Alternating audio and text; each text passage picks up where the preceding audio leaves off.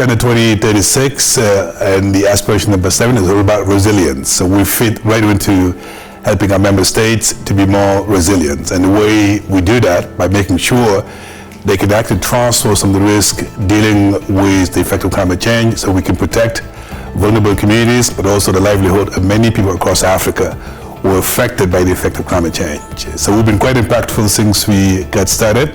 So we'll continue obviously to be more impactful so we can protect life and livelihood.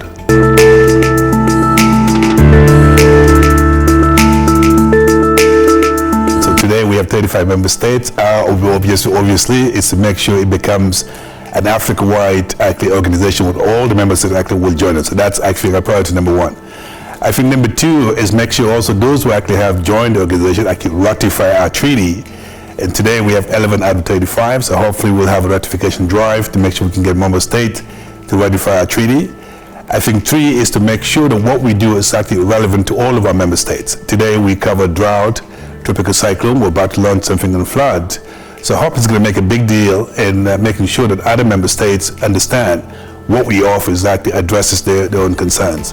I think the last thing that I want to say is just the sustainability of finance and disaster risk management on the African continent. Today, we're mostly funded, I would say 100% funded by donors. Our objective is over time, with membership fees and participation of our member states, we'll get to the point where we can actually have a sustainable finance and disaster risk management on the African continent. At that moment, we can claim we have created an institution that provides the leadership, the capacity building, the financing, so that we can protect lives. But in the meantime, since our inception, we've actually provided close to $1 billion worth of coverage to our member states, protected over 100 million people, and that's a sustainable gain that we have as an organization. We could do more because there's so much to do on the continent to protect the life and livelihood of vulnerable communities.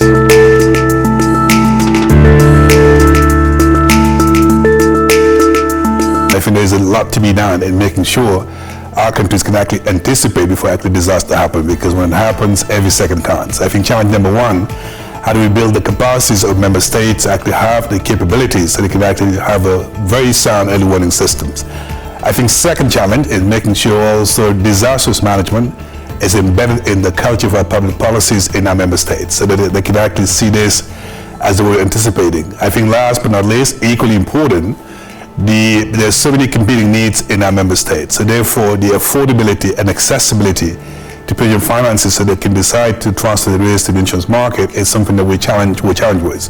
And that's why fundraising connected to the humanitarian work we're doing here in Malabo, the meeting, is extremely important to understand the complementarity between disaster risk management and humanitarian intervention.